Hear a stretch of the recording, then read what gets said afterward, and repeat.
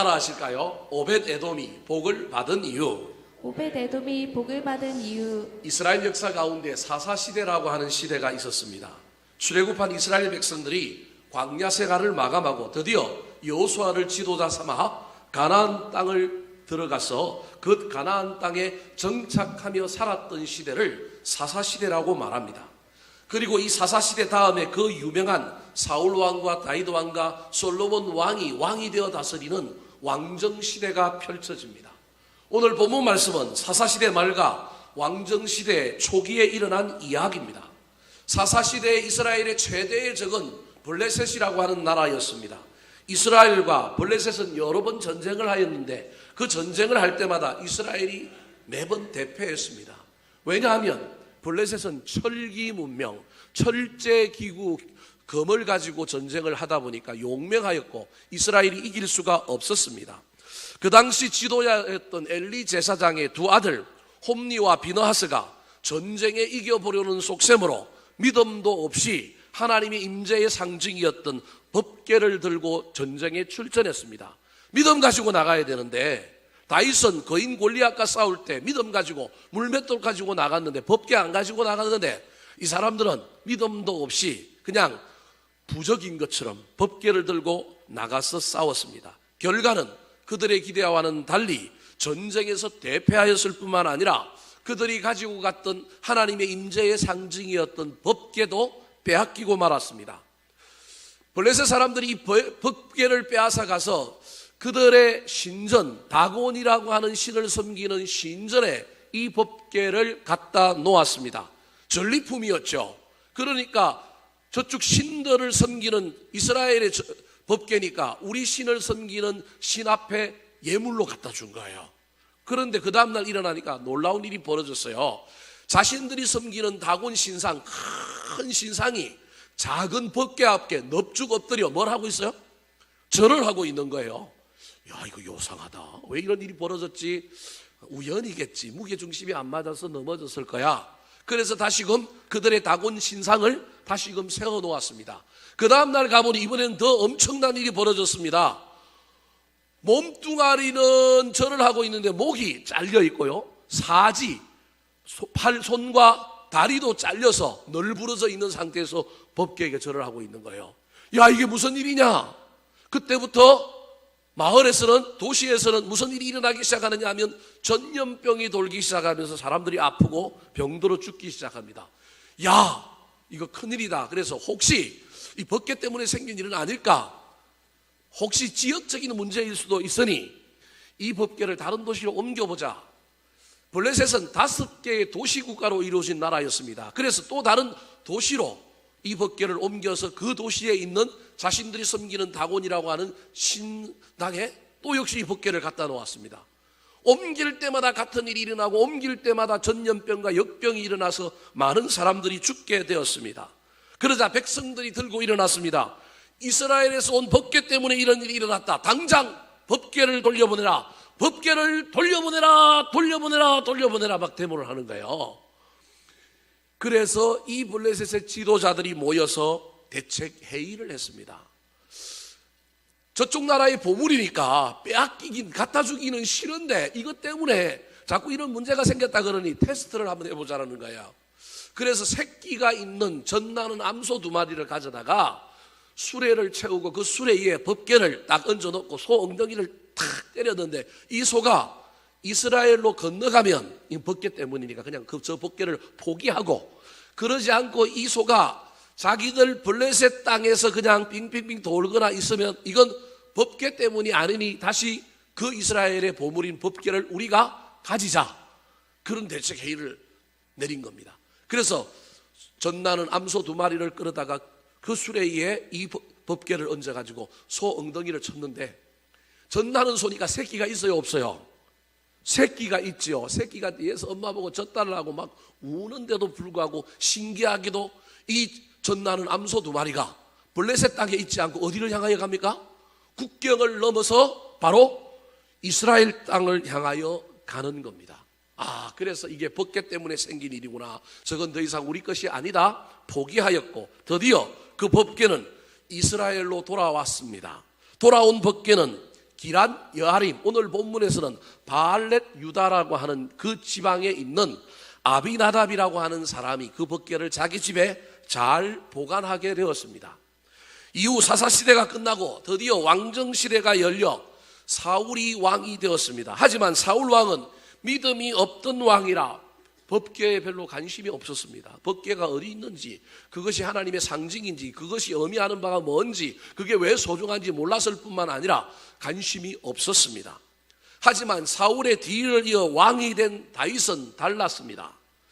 그동안 법궤가 블레셋에서 돌아온 지 20년이라고 하는 세월이 흘렀습니다. 아비나답이라고 하는 이 법궤를 보관했던 사람의 대를 이어서 그의 아들인 우사와 아요가 이때 법궤를 모시고 보관하고 있었습니다. 다윗이 남쪽 유다 지파와 베냐민 지파 두 개 지파의 왕으로 반쪽짜리 왕이 되어서 헤브론이라고 하는 곳에서 수도를 삼고 나라를 다스렸는데, 북쪽에 있었던 10개 지파가 드디어 다윗의 지도력과 인품에 감복하여 항복을 하고 내려오면서 우리 통일왕국의 왕이 되어 주십시오 요청을 하게 됩니다.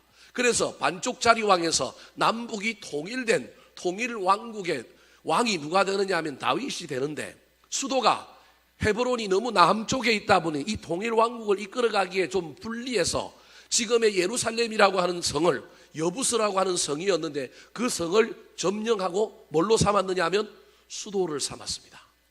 그리고 이 수도에서 드디어 전국을 통치하는데, 그럼에도 불구하고 다윗의 마음속에는 자기의 정통성, 자기의 권력을 공고하게 하기 위해서 무엇인가 필요했는데, 그때 떠오르는 것이 뭐였느냐 하면 법궤였습니다.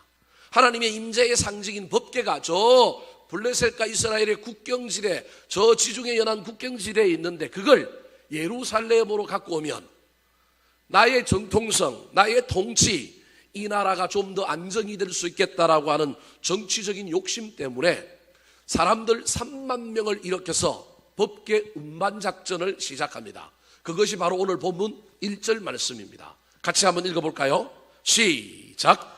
다윗이 이스라엘에서 뽑은 무리 3만 명을 다시 모으고 다윗이 일어나 자기와 함께 있는 모든 사람과 더불어 바알레 유다로 가서 거기서 하나님의 궤를 메어 오려 하니, 그래서 드디어 그 궤를 메어서 예루살렘으로 이동하는데, 이상하게도 2절에 보니까 메어 오려고 했는데 3절부터 시작되는 이야기는 법궤를 메고 가는 것이 아니라 어디에 싣고 가요? 수레에 싣고 가는 거예요. 그 다음 그림을 보여주시겠어요? 이스라엘 사람들이 법궤를 운반하는 방식은 제사장이 메고 가는 건데, 저 방식은 누가 썼던 방식이냐면 블레셋 사람들이 썼던 방식인데, 저 방식에 따라서 이 아비나답의 아들이었던 이 아요와 우사가, 아요는 앞에서 소꽃비를 잡고 가고 뒤에서는 누가 갑니까? 우사가 가는 거예요. 그런데 소가 갑자기 뛰니까, 저는 이 소가 갑자기 뛰었다고 생각하지 않습니다. 구약에 보면 발람이라고 하는 선지자가 하나님의 명령을 무시하고 이스라엘을 저주하러 가는데 뭐 타고 가요? 나귀 타고 가는데 나귀 앞에 갑자기 누가 서요? 하나님의 군대 장관이 칼을 들고 탁 서 있는데 이 길이 너무 좁으니까 나귀가 피해갈 수 없으니까 옆으로 피해가려고 하는 거예요. 발람 선지자가 등에서 채찍질을 가자고 하니까 가긴 가야 되겠는데 앞에는 누가 서 있는 거예요? 하나님의 군대 장관 천사가 막 칼을 들고 서 있으니까 못 가니까 그 천사를 피해가려고 옆으로 가다 보니까 이 발람 선지자의 발이 담벼락에 어떻게 된 거예요? 막 썰알인 거예요. 그러니까 막 발람이 성질이 나고 내려가고 나귀를 막 두드리 팹니다. 그랬더니 갑자기 나귀가 벌떡 일어나고 뭘 해요? 말을 해요. 내가 당신 말을 어겨본 적이 있느냐? 한 번도 어겨본 적이 없는데 오늘 내가 이렇게 하면 이유가 있다. 그때 발람이 눈을 딱 열어보니까 누가 있는 거예요? 천사가 칼을 들고 있는 거예요. 아마도 저는 성경은 기록하고 있지만 소가 왜 뛰었을까? 갑자기 뛰었다고 생각하지 않고 저 개인적으로는 아마 아요와 우사 혼내주고 하나님의 어떤 뜻을 이야기하려고 저기도 천사가 갑자기 나타나서 소가 여기에 눈을 열어 인간이 보지 못하는 하나님의 천사를 보고 깜짝 놀래갖고 뛰지는 않았을까? 제 개인적인 생각입니다. 여하튼 그러고 말미암아 이 소에 실려있던 저 법궤가 떨어지려고 하니 이 우사가 뒤에서 따라가다가 법궤가 떨어지면 안 되니 손을 뻗어서 그 법궤를 잡아서 온전하게 만들려고 했어요.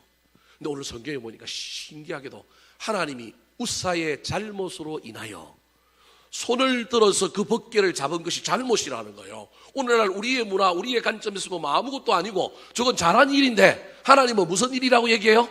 잘못이다라고 얘기하고 그 자리에서 이 우사를 뭐 했다고요? 쳐서 죽게 했다라는 거예요. 왜 그랬는지 나중에 살펴보겠지만 좀 이상하기도 하고 좀 말도 안 되지만, 그래서 20년 동안 그 법궤를 모셨던 이 아요와 우사 그 집안에서는 사람이 죽어나가는 비극이 벌어졌고, 그 결과 법궤는 땅바닥에 내동적이 쳐졌을 뿐만 아니라 우사가 나사빠지는 것을 보고 거기 몰려왔던 3만 명, 거기 몰려왔던 많은 사람들이 하나님의 그 놀라운 압도하시는 그 놀라운 징계와 그 위험 앞에 놀래가지고 사람들이 다 어떻게 한 거예요? 뿔뿔이 흩어져서 도망간 거예요. 자신들도 잘못하면 뭐 할까봐? 죽을까봐. 그래서 하나님의 임재의 상징인 법궤가 어디에 내팽개쳤느냐 하면 땅바닥에 내팽개쳤는데, 그걸 누가 보고 있었느냐 하면 오벳 에돔이라고 하는 사람이 보고 있다가 그 법궤를 땅바닥에 두는 것이 옳지 않고 하나님의 상징인 법궤는 모셔야 한다, 그래서 어깨로 메어서 자기 집에 보관을 했습니다. 그랬더니 오늘 본문 마지막에 그는 복을 받았다고 기록하고 있습니다. 11절 말씀 같이 한번 읽어볼까요? 시작. 여호와의 개가 가드 사람 오벳에돔의 집에 석 달을 있었는데 여호와께서 오벳에돔과 그의 온 집에 복을 주시니라. 여러분 좀 이상하지 않습니까? 뭘 그 손댔다고 막 하나님이 쳐서 죽이고, 이 집안은 아버지 때부터 아들 때까지 몇 년 동안? 20년 동안 이 법궤를 잘 섬기고 모셨는데 이 집안에는 비극, 죽음을 주셨고, 단 3달 법궤를 모셨는데 이 오벳에돔이라고 하는 사람 집에는 뭘 주셨다고요? 복을 주셨다는 거예요. 잘 이해가 안 되죠? 이렇게 설명을 해볼게요. 우리 교회를 아버지 때부터 20년 동안 섬겼던 어떤 집에는 하나님이 갑자기 비극을 주고, 열심히 섬겼는데 아버지 때에서부터 아들 때까지 이르기까지 20년 동안 덕양중앙교회를 위하여 애를 쓰고 몸 바치고 헌신하고 막 애를 썼는데 그 집에는 갑자기 하나님께서 쳐서 비극을 일으켰다는 거예요. 근데 우리 교회 온 지 3달밖에 안 되는 새 가족인데 그 새 가족에게는 뭘 줬다고요? 복을 줬대요. 비유가 여러분에게 와 닿습니까? 왜 그럴까요? 어째서 이런 일이 벌어졌을까요? 손대서 죽인 것도 이해가 잘 안 될 뿐만 아니라 20년 섬긴 집에는 비극을 주고 3달 섬긴 사람에게는, 3달 교회 출석한 사람에게는 복을 줬습니다. 기간이 문제가 아니라 그 안에 무슨 내용이 문제라는 거예요. 얼마나 오래 섬겼느냐, 얼마나 오래 교회를 다녔느냐의 문제가 아니라 어떻게 다녔느냐, 어떻게 섬겼느냐가 중요한 문제라는 겁니다. 오늘 본문 말씀을 통하여 3달 섬긴 오벳에돔이 왜 복을 받았는지를 살펴볼 때 은혜 받고, 우리도 오벳에돔과 같이 길게 믿든 짧게 믿든 오래 믿든지 간에 기간이 중요한 것이 아니라 그 믿음을, 그 신앙을 그대로 끌고 가는 것이 중요한 것임을 깨닫고 오벳에돔의 신앙을 소유하며 살게 되기를 예수님의 이름으로 축원합니다. 자, 그렇다면 오벳에돔이 3달만 하나님을 섬겼음에도 불구하고 그 신앙, 그 믿음의 진수를 보고 하나님께서 그에게 복을 주신 이유가 무엇일까요? 첫 번째 이유입니다. 따라 하시겠습니다. 남이 하기 싫어하는 일을 하는 사람. 남이 하기 싫어하는 일을 하는 사람. 자, 10절 말씀 같이 한번 읽어볼까요? 10절입니다. 시작. 다윗이 여호와의 궤를 옮겨 다윗성 자기에게로 메어가기를 즐겨하지 아니하고 가드 사람 오벳에돔의 집으로 메어간지라. 자, 처음 일의 시작은 다윗 왕이 법궤를 예루살렘으로 모셔오려고 일을 하다가 시작되었습니다. 왕이 3만 명을 일으켜서 법궤를 모셔오려다가 도중에 법궤가 떨어지려고 하여 우사가 그것을 잡음으로 말미암아 하나님이 쳐서 우사도 죽었습니다. 그 죽음 앞에 사람들이 전부 놀라서 다 흩어져 버렸습니다. 뿐만 아니라 이 일 때문에 누구도 마음이 꺾였느냐 하면 다윗도 마음이 꺾였어요. 다윗이 여호와의 궤를 옮겨 다윗성 자기에게로 메어가기로 뭐하지 아니하였다고요? 즐거워하지 아니하였던 거예요. 조금 전까지만 해도 저거 모셔오려고 몇 명을 동원했어요? 3만 명을 동원했던 이 다윗이 갑자기 마음이 바뀌어버렸어요. 바뀐 이유가 뭘까요? 사람들이 3만 명이나 왔다고 왜 도망갔을까요? 잘못하면 누가 죽을 것 같으니까. 자기가 죽을 것 같으니까. 힘든 일이에요. 어려운 일이에요. 힘든 일과 어려운 일, 무서운 일이 나타나면 다 도망을 가버린 겁니다.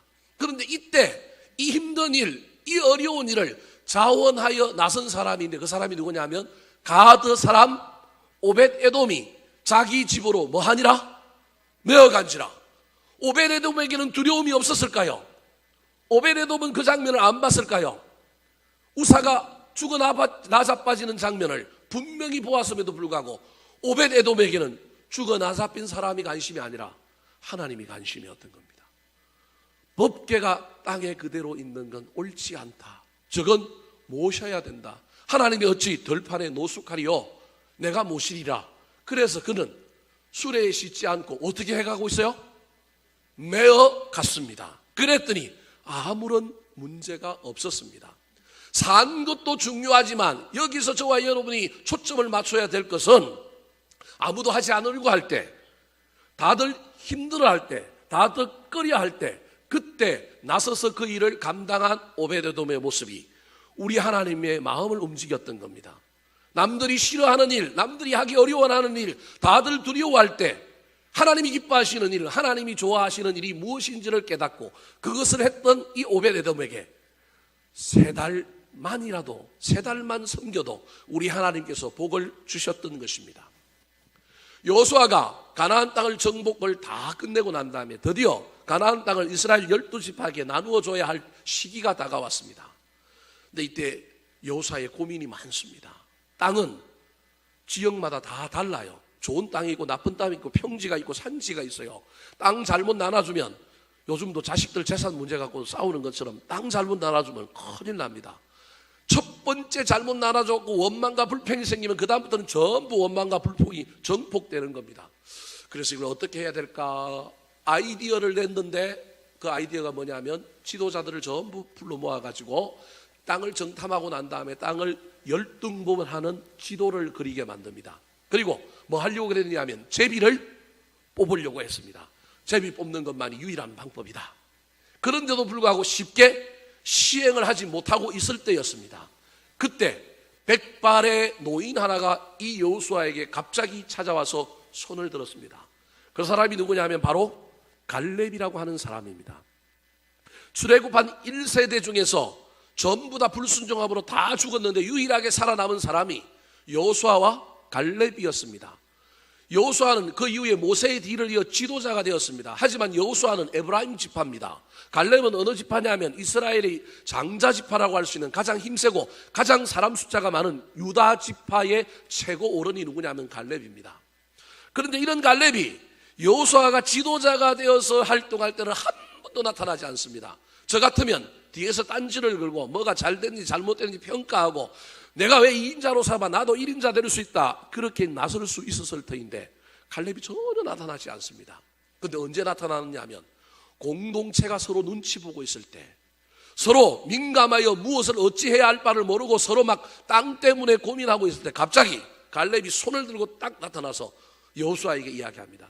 나에게 이 산지를 주시옵소서. 그 산지가 어디냐면 헤브론이라고 하는 땅입니다. 내가 옛날에 40년 전에 이 땅을 정탐하러 갔을 때 내가 밟았는데 내가 정탐한 땅이 이 땅인데 그때 하나님께서 이 땅을 누구한테 준다고 약속했느냐 하면 나한테 준다고 약속했기 때문에 저 땅은 누구 땅입니다?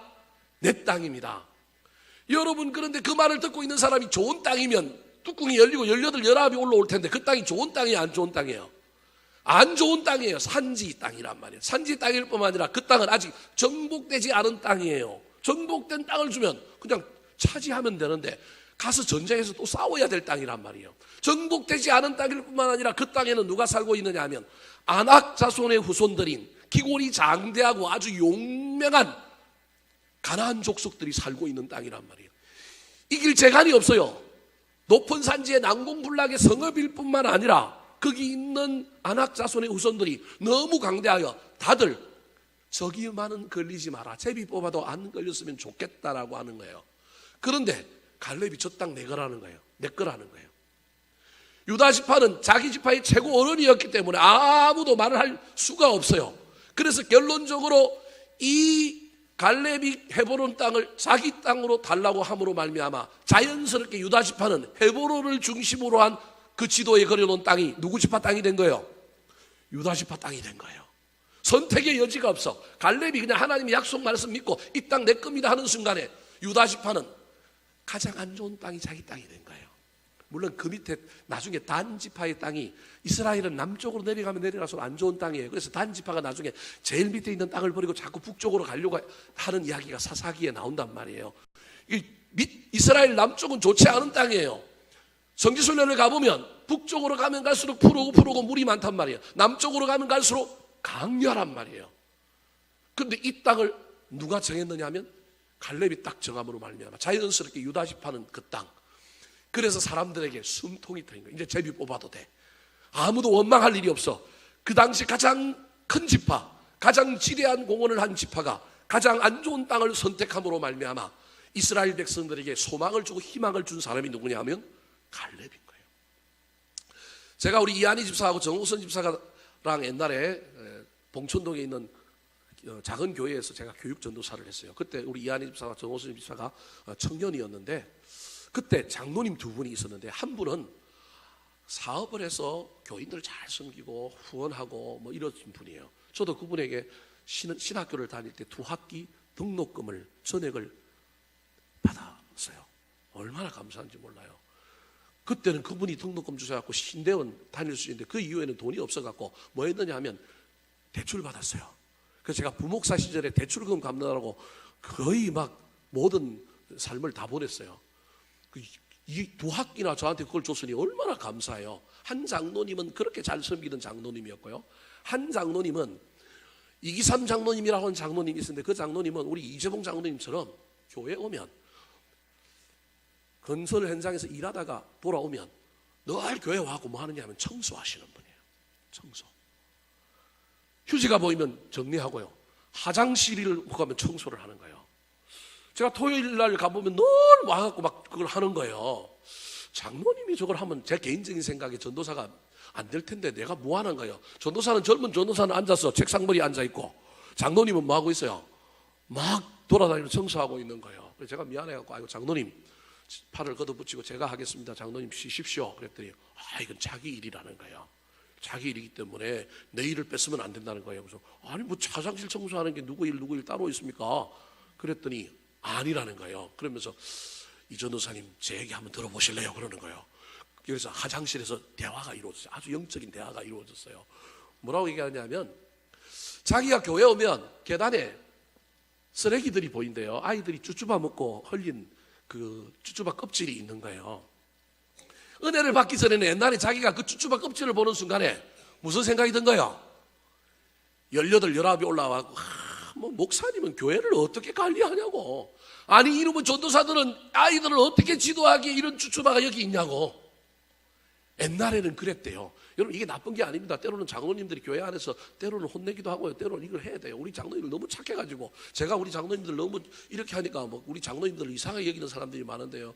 여러분 우리 장로님들은 좋은 사람들이 어디 있어요? 때로는 그렇게 해야 된다니까요. 옛날에는 그런 생각이 들었대요. 그런데 은혜를 딱 받고 나니까 더 큰 은혜를 받고 나니까 하나님이 갑자기 자기한테 이렇게 속삭이더래요. 네 눈에 보이게 한 건 누구 보고 하라고 네 눈에 보이게 한 거다?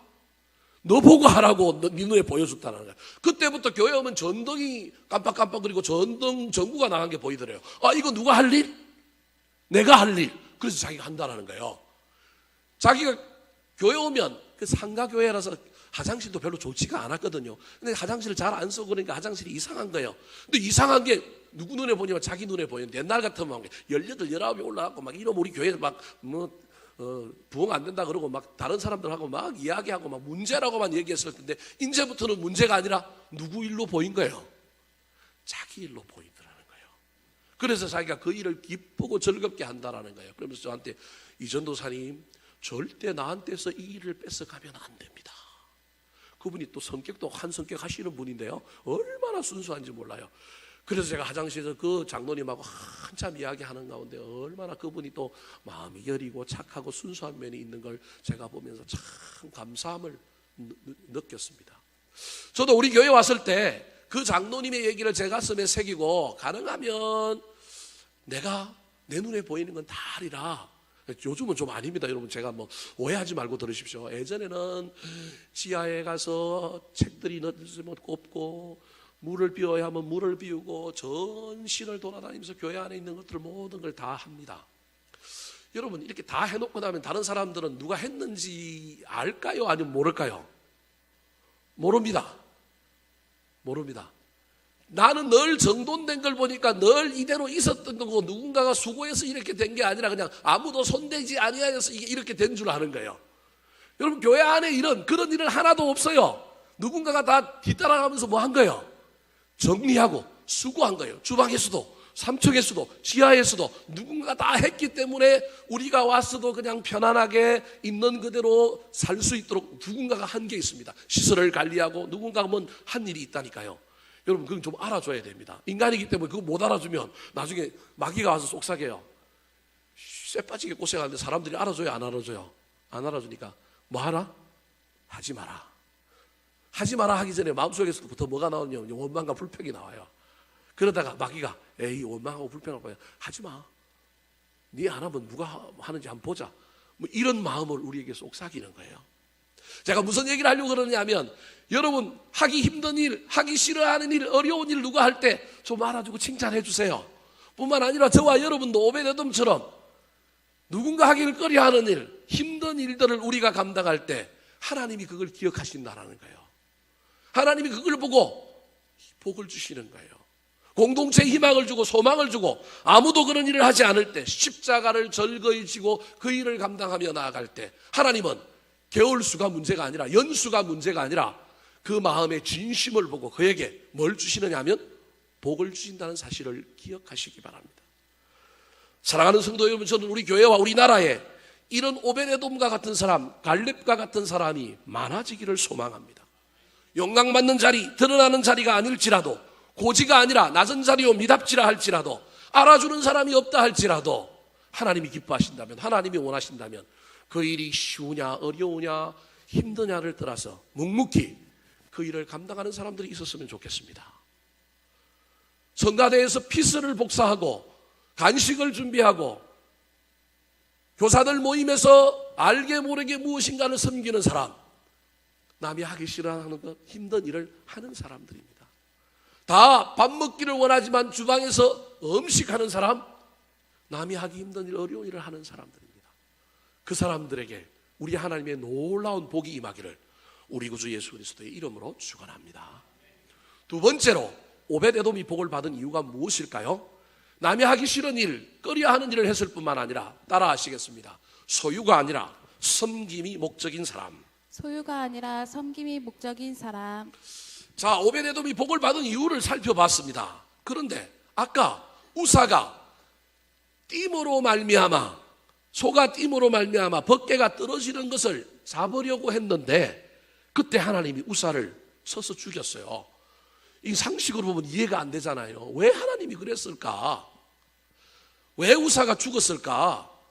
우사가 죽은 것과 오벳에돔이 복을 받은 건 어떤 관계가 있을까? 이걸 좀 이해하려면 오늘 본문 2절, 3절을 자세히 한번 살펴봐야 합니다. 먼저 2절 말씀 같이 한번 읽어볼까요? 시작. 다윗이 일어나 자기와 함께 있는 모든 사람과 더불어 바알레 유다로 가서 거기서 하나님의 궤를 메어 오려 하니 그 궤는 그룹들 사이에 자정하신 만군의 여호와의 이름으로 불리는 것이라. 다윗이 3만 명을 이렇게 법궤를 모셔오려고 할 때, 예루살렘으로 모셔오려고 할 때 방법은 어떤 방법이냐면 하나님의 궤를 뭐 하려고? 내어 오려고. 이게 다윗의 첫 번째 계획입니다. 여기까지 참 좋은 계획입니다. 모세 율법에 의하면 법궤는 성물인지라 인간의 손이 닿으면 안 돼요. 인간이 손이 닿는 건 신이 아니에요. 신은 스스로 있는 자예요. 신은 자기가 운행하는 거예요. 인간에 의해서 운반되는 건 신이 아닌 거예요. 그래서 하나님이 자기 임재의 상징으로 법궤를 주셨지만 그게 우상이 아니라는 걸 알게 하기 위하여 사람들에게 절대 뭐 하지 말라고요? 손대지 마라. 손으로 만져서 움직이지 마라. 그럼 어떻게 움직일 거냐?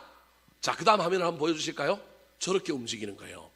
법궤의 네 기퉁이에 고리를 만들고, 저 법궤는 다 금으로 만들었습니다. 그 고리에 조각목이라고 하는 나무를 끼워가지고 우리로 치면 가마 매듯이 움직이는 거예요.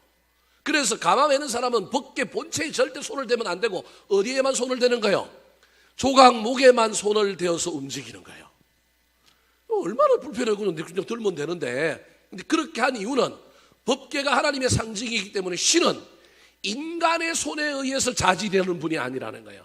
신은 스스로 있는 분이요, 스스로 움직이는 분이라는 거예요. 인간이 손을 대는 순간, 그건 인간의 소유가 되고, 인간이 손을 대는 순간 하나님은 더 이상 하나님의 능력이 나타나는 분이 아니라는 거예요. 그래서 우상과 다르게 하기 위하여 저런 방법을 쓰게 했던 거예요. 이걸 누가 알고 있었느냐? 다윗도 알고 있었어요. 그래서 다윗은 그 방법으로 모셔오려고 이 아비나답의 아들이 있는 우사와 아요의 집에 갔어요. 근데 결론은 어떻게 됐을까요? 3절 말씀 같이 한번 읽어볼까요? 3절 시작. 그들이 하나님의 궤를 새 수레에 싣고 산에 있는 아비나답의 집에서 나오는데 아비나답의 아들 우사와 아요가 그 새 수레를 모니라. 이상하지 않습니까? 왕이 명령을 내려서 법궤를 메고 가자 그랬어요. 그런데 실행된 결과는 뭘로 나타났어요? 수레에 싣는 곳으로 나타났어요. 도대체 무슨 일이 있었을까요? 여기에 성경은 우리에게 이해하고 말하고 있지 않지만 저와 여러분이 충분히 생각해 봐야 합니다. 다윗과 우사와 아요가 알게 모르게 긴장하고 알게 모르게 갈등하는 가운데 누가 이긴 거예요? 우사와 아요가 이긴 거예요. 아니, 우사가 아요가 이겼다기보다도 다윗이 뭐 한 거예요? 타협한 거예요. 여러분, 무슨 말이냐 하면 아까도 제가 서론에서 설명드렸던 것처럼 다윗이 하나님의 법궤를 모셔오려고 했던 것은 예배적인 목적, 하나님을 섬기고자 하는 목적도 있었지만 그 목적 뒤에 숨겨져 있는 다윗의 목적이 하나 있어요. 그게 뭐예요? 자기의 정권의 정통성, 자기의 통치의 안정을 깨하려고 하는 목적이 있는 거예요. 그래서 다윗에게는 뭐가 중요하냐면 어떻게 모셔오는가도 중요하지만 빨리, 그리고 여하튼 수단과 방법을 가리지 말고 모셔오는 것이 목적인 거예요. 율법을 알고 있음에도 불구하고 당장 현장에 들어갔더니 20년 동안 그걸 쥐고 있었던 사람들이 완강하게 부덕부덕 우기는 거예요. 아니, 내가 20년 동안 갖고 있었는데 이걸 가져간다고? 그러면 내 말 하나는 들어주세요. 우리가 갖고 가게 해주십시오. 무슨 말씀이 이해되시죠? 우리가 갖고 가게 해주십시오. 아니야, 제사장이 메고 가야 돼. 아이, 갖고 가는 것만이라도 우리가 하게 해주십시오. 그들이 가지고 있는 기득권, 그들이 가지고 있는 영향력이 워낙 크다 보니 다윗 왕이 자기의 정치적인 목적, 법궤를 빨리 가지고 오고 자기 정권을 안정시키기 위해 예루살렘에 갖고 오는 것이 목적이다 보니 여기서 뭘 하느냐 하면 타협을 시작한 겁니다. 여러분, 저기 보십시오. 아요와 우사가 하나님의 궤를 어디에 실었어요? 새 수레에 실었어요. 이들도 하나님을 사랑하는 마음이 있어서 헌 수레가 아니라 자기들 나름대로는 무슨 수레를 해요? 새 수레를 하잖아요. 그건 우리 하나님이 원하시는 게 아니에요. 자기들 방식대로 예수를 믿는다니까요. 오늘날 교회 안에도 예를 들어 봅시다. 설립자의 가문이 20년 동안 교회를 잘 섬기고 있는데 새로운 목사가 와갖고 새로운 일을 하려고 하는데, 목사는 성과를 내고 교인들에게 인정받으려고 막 새로운 사업을 하는데 설립자 집안이 반대를 해요. 옳은 걸 하려고 하는데 반대를 해. 그러면 이 사람들을 설득시키려고 타협을 하다 보니까 저런 일들이 생기는 거예요. 아마 저기서 우리 예수님이, 죄송합니다, 일본말 쓰면 안 되는데 일본이 하도 요즘 힘들게 하니까 야마가 돌았을 거예요. 우리 주님이, 우리 하나님이 법궤는 메고 가는데 뭐 하고 가야 된다고요? 메고 가야 되는데, 신앙은, 말씀은 수레에 싣고 가는 게 아니라 뭐 하는 거라고요? 메고 가는 거예요. 여러분, 신앙생활은 메는 거예요. 땀도 좀 나고 힘도 들고요. 어려워야 돼요. 이게 신앙생활이에요. 수레에 싣고 가는 건 신앙생활이 아니라니까요. 근데 하나님은 싣고 가는 거예요. 우리 하나님 저기서 이미 벌써 뚜껑이 열렸고 18, 19이 올라왔어요. 하지만 그래도 저건 손댄 건 아니니까, 죽을 일은 아니니까 뭐 한 거예요? 참은 거예요. 참다 못해서 우리 하나님이 드디어 뭐 합니까? 화가 나셨는데, 그게 뭐라고요? 자, 4절 6절 말씀. 자, 하나 더 넘기고 4절 6절 시작. 그들이 산에 있는 아비나답의 집에서 하나님의 궤를 싣고 나올 때 아요는 궤 앞에서 가고 그들이 나곤의 타작 마당에 이르러서는 소들이 띠므로 우사가 손을 들어 하나님의 궤를 붙들었더니. 여러분 저 장면을 생각해 보십시오. 소를 끌고 아요가 앞에서 꽃들을 끌고 앞에 서 있어요. 뒤에는 누가 서 있어요? 우사가 서 있어요. 저거 누구 것 같아요? 그 장면이 3만 명이나 되는 사람이 갔는데 3만 명은 어디 갔는지 없고 그냥 전부 보조자들이고, 하이라이트 모든 두각을 누가 받고 있냐면 콧뚜레를 메고 앞에서 끌고 가고 있는 아요, 뒤에서 어쩌면 목에 힘 딱 주고 뒤에서 탁 수레 끌고 막 보무도 당당하게 걸어가고 있는 우사. 저는 저 장면이 그림이 그렇게 그렸습니다. 누구 거라는 거예요? 내 거라는 거예요. 지금까지 누가 했다는 거예요? 내가 했다는 거예요. 나 없었으면 안 된다는 거예요. 저 그림 속에 여기까지도 우리 하나님이 참았어요. 근데 우리 하나님이 넘지 말아야 할 선이 있는데, 그게 뭐냐면 바로 소가, 제가 아까 이야기했던 천사가 갑자기 나타나갖고 소가 깜짝 놀라고 뛰게 하신 거예요. 이것들 어디까지 가는지 보자. 소가 갑자기 뛰는 바람에 벗개가 탁 떨어지려고 하는데, 그때 우사가 자연스럽게, 이게 본능이에요. 본능은 본심이에요. 자연스럽게 뭐가 나와요? 손이 나와서 탁 잡는 거예요. 이거 누구 거라는 거예요? 내 거. 아이고 내 거 떨어지네. 아이고 아까워라 내 거. 무슨 말씀이 이해되시죠? 이 장면에서 우리 하나님이 도저히 못 참으신 거예요. 나를 소유로 여겨? 내가 본질이 아니라, 내가 목적이 아니라 내가 소유였어? 내가 너희들의 장식품이야? 그때 우리 하나님이 율법의 조항을 가지고, 법궤는 만지면 죽는다는 조항을 가지고 친 거예요. 오늘날 우리 입장에서 보면 이게 아무리 생각해도 이해가 안 되지만, 여러분 이 속에 담겨있는 이야기가 하나님은 소유가 아닙니다. 하나님은 존재 그 자체입니다. 하나님은 우리가 섬겨야 할 대상인 거예요. 아요와 우사는 소유했지만 법궤를 3달 동안 모셨던 오벳에돔은 소유가 아니라 뭐 한 거예요? 섬긴 거예요. 앞에 하면 10절. 자, 앞에 하면 10절. 시작. 다윗이 여호와의 궤를 옮겨 다윗성 자기에게로 메어가기를 즐겨하지 아니하고 가드 사람 오벳에돔의 집으로 메어간지라. 다 안 하려고 할 때 오벳에돔은 하기 싫어하는 것을 꺼려하는 걸 했을 뿐만 아니라 하는 방법이 뭐예요? 메어갔잖아요. 싣고 간 게 아니고 메어갔잖아요. 여러분 여기서 상상을 해보십시오. 메어갔는데 이 오벳에돔의 집에 법궤를 모셔놨어요. 여러분 같으면 법궤 금이에요. 여러분 만져보고 싶어요? 안 만져보고 싶어요? 어디 다른 데 가면, 저 태국이나 이런 데 가면 금으로 만든 것들이 있으면 꼭 사람들이 거기 뭐라고 써놨어요? 만지지 마시오. 그러면 우리 인간은 더 어떻게 하고 싶어요? 더 만지고 싶어요. 따먹는 날에는 정령 죽으리라 그랬는데 뭐 하고 싶어요? 따먹고 싶어. 이거 손대면 죽는다 그랬는데 뭐 하고 싶어요? 내 호기심을 충족시키는 것, 내 궁금증을 해소하는 게 신앙이 아니라는 거예요. 안 만져봤어요. 저 안에 보물이 3개 있다는데, 아론의 쌍난 지팡이, 십계명 두돌판, 만나를 담은 항아리 있다는데 그 진짜 있나 없나? 누가 가져갔는 거 아니야? 안 열어봐요.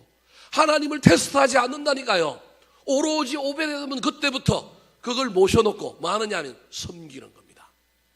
섬기는 겁니다. 문지기가 되어서 누가 가져갈까 안 갈까? 아침만 되면 하나님 보듯이 거기 앞에서 무릎 꿇고 기도하고 늘 살피고 문안하고 섬기는 겁니다.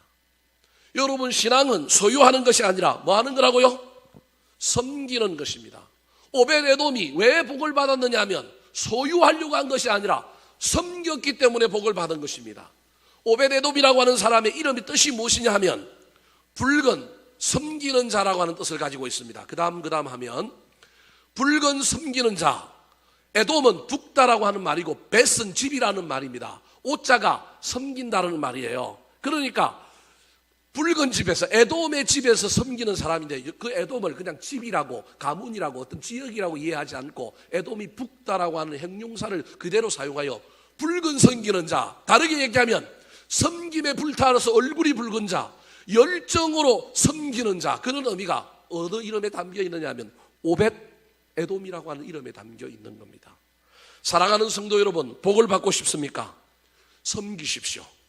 진심으로 섬기는 자, 자기 방식이 아니라 하나님의 식과 방식으로 제대로 섬기는 자에게 하나님께서는 복을 주실 것입니다. 우사처럼 섬김으로 시작하여 굴림과 소유로 끝내지 마십시오. 우사도 처음에는 아버지께로부터 그 직업을 이어받았을 때 섬기려고 애를 썼을 겁니다. 근데 어느 순간에 섬기다 보면 이 섬김이 묻어지면 뭐 하게 되느냐 하면 굴림하게 됩니다. 굴림이 넘어서면 나중에 뭐로 가느냐 하면 소유함으로 나아갑니다. 할 수만 있다면 저와 여러분은 제대로 된 방식으로 하나님께 식과 방식으로 섬김으로 말미암아 섬기는 자에게 시간과 기간의 문제가 아니라 그 농도를 보시고 복을 주시는 놀라운 은혜를 경험하게 되기를 우리 구주 예수 그리스도의 이름으로 축원합니다. 마지막으로 오벳에돔이 복을 받은 이유가 무엇일까요? 따라 하시겠습니다. 복을 받고도 변치 않는 믿음의 사람. 복을 받고도 변치 않는 믿음의 사람. 하나님이 나에게 복을 주셨다. 누가 알까요? 내가 압니다. 그죠? 자기가 복 받은지도 모르고 골치 아픈 거예요. 하나님이 복을 주셨다 내가 알아요. 근데 진짜 복 받은 건 누가 아느냐면 내 옆에 있는 사람이 알아요. 하나님께서 11절에 보니까 오벳에돔에게 복을 주셨는데 그 복이 진짜 복인지 안 복인지는 어디에 나타나느냐 하면 12절에 나타납니다. 자, 12절 말씀 같이 한번 읽어볼까요? 시작. 어떤 사람이 다윗 왕에게 아뢰어 이르되 여호와께서 하나님의 계로 말미암아 오벳에돔의 집과 그의 모든 소유에 복을 주셨다 한지라. 다윗이 가서 하나님의 계를 기쁨으로 메고 오벳에돔의 집에서 다윗 성으로 올라갈세. 어떤 사람이 다윗 왕에게 와서 이야기를 하는데 그 어떤 사람이 뭐라고 얘기하냐면 오벳에돔이 하나님 때문에 복을 됐다 많이 받았대요 그러는 거예요. 그러니까 이 오벳에돔이 받은 복이 자기만 아는 복이 아니라 누가 아는 복이에요? 옆 사람이 아는 복이 진짜 복을 받은 사람이라니까요. 그때 오벳에돔이 복을 받았다는 이야기를 딱 듣는 순간 다윗의 머릿속에 하나 탁 스쳐가는 게 있는 거예요. 하나님의 마음이 풀어졌구나. 하나님의 마음이 풀어졌구나. 다시 뭘 해도 되겠다? 법궤를 모셔와도 되겠다. 물론 이 작업 속에서 다윗의 놀라운 회개가 사실은 일어납니다. 무슨 말이냐면 오늘 본문 다음에 법궤가 올 때 다윗이 법궤 앞에서 뭐예요? 춤춰요. 이게 다음 주 설교 내용이에요. 춤추는 예배자 다윗의 모습이 나타나요. 미친 듯이 춤을 춰요. 왜 미친 듯이 춤을 출까요? 은혜가 넘쳤기 때문에 그래요. 그럼 왜 은혜가 넘쳤을까요? 은혜는 반드시 뭐 때문에 생기는지 알아요? 죄 때문에 생깁니다, 여러분. 죄가 없는 곳에 은혜는 없어요. 죄의 문제를 해결하고 그 다음에 은혜가 나오는 거예요. 죄의 문제를 해결하지 않으니 우리가 죄를 깨닫지 못하니 은혜가 안 되는 거예요.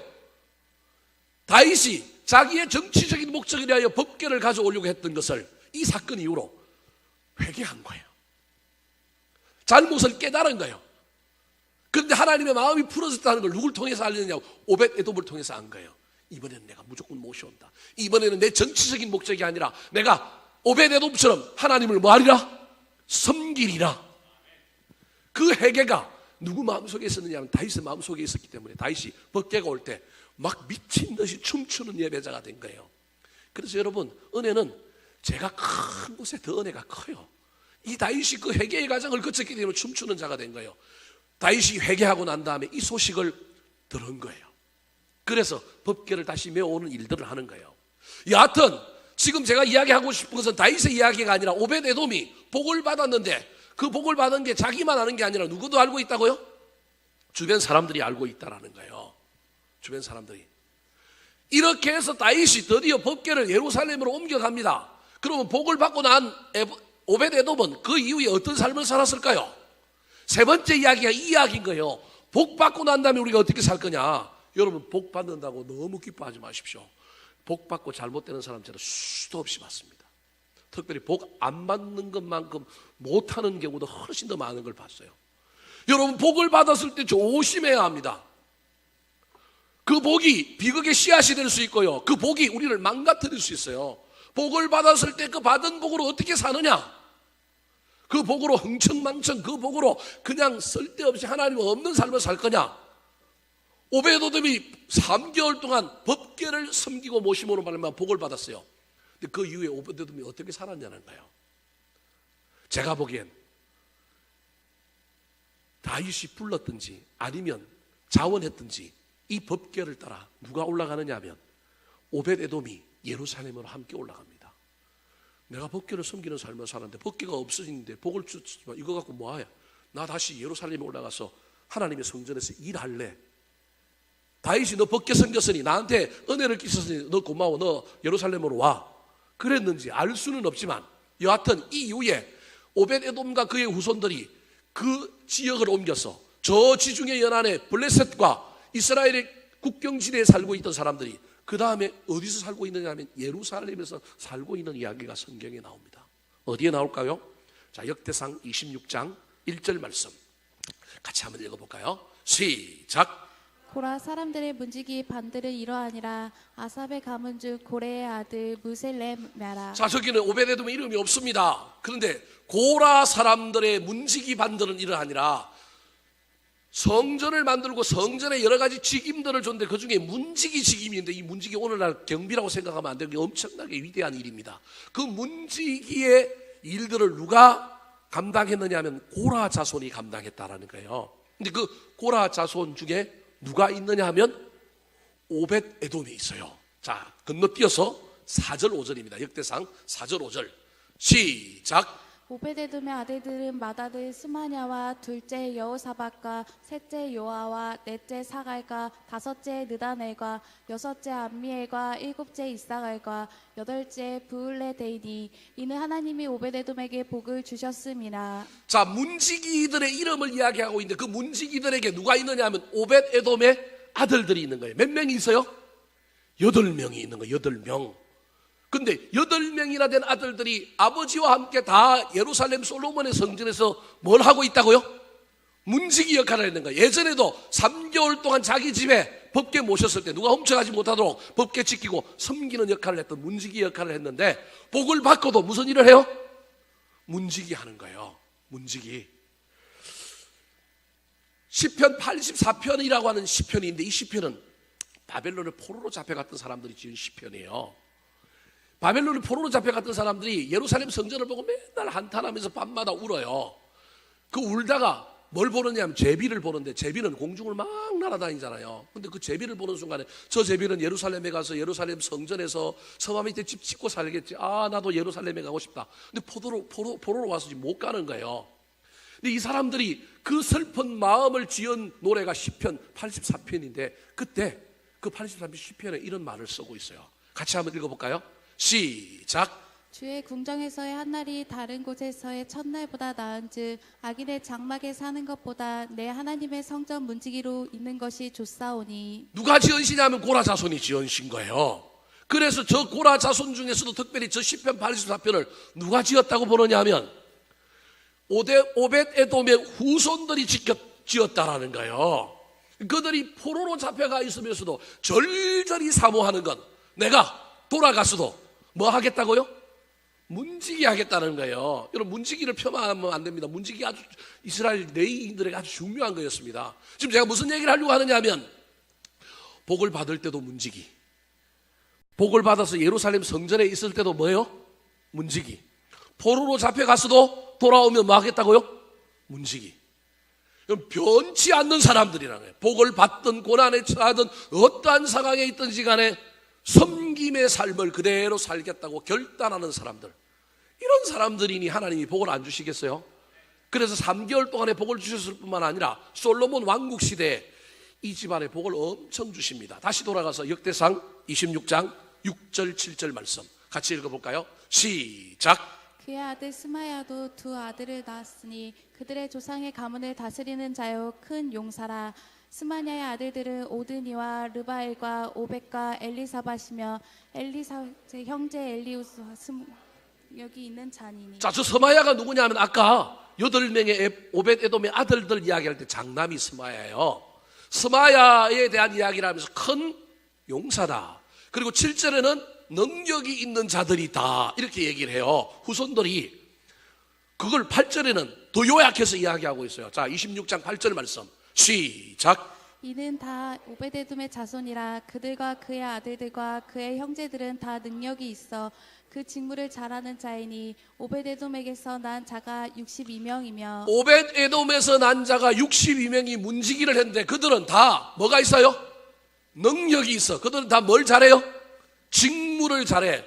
구약의 레위 지파 중에 문지기가 268명이었는데 268명 중에 오벳 에돔 한 사람의 희화에서 난 사람이 몇 명이었다고요? 62명인 거예요. 집안이 대대로 믿음 가운데 변치 않는 믿음, 섬김의 믿음을 그대로 유지하고 있는 거예요. 사랑하는 성도 여러분, 말씀을 마치려고 합니다. 저와 여러분의 인생에 우리가 복을 받아도 변치 않는 섬김이 넘쳤으면 좋겠습니다. 끝까지 변치 않는 사람 되었으면 좋겠습니다. 할 수만 있다면 쉬운 일보다는 어려운 일, 남들이 꺼려하는 일을 합시다. 군림하거나 소유하는 것이 목적이 아니라 섬김으로 시작했다가 섬김으로 끝내서 하나님께서 후손들에게까지 복을 주시는 놀라운 은혜를 경험하는 저와 여러분의 남은 생애가 되시기를 우리 구주 예수 그리스도의 이름으로 축원합니다. 한번 따라 하실까요? 오베데돔이 복을 받은 이유. 오베데돔이 복을 받은 이유. 남이 하기 싫어하는 일을 하는 사람. 남이 하기 싫어하는 일을 하는 사람. 소유가 아니라 섬김이 목적인 사람. 소유가 아니라 섬김이 목적인 사람. 복을 받고도 변치 않는 믿음의 사람. 복을 받고도 변치 않는 믿음의 사람. 기도하겠습니다. 하나님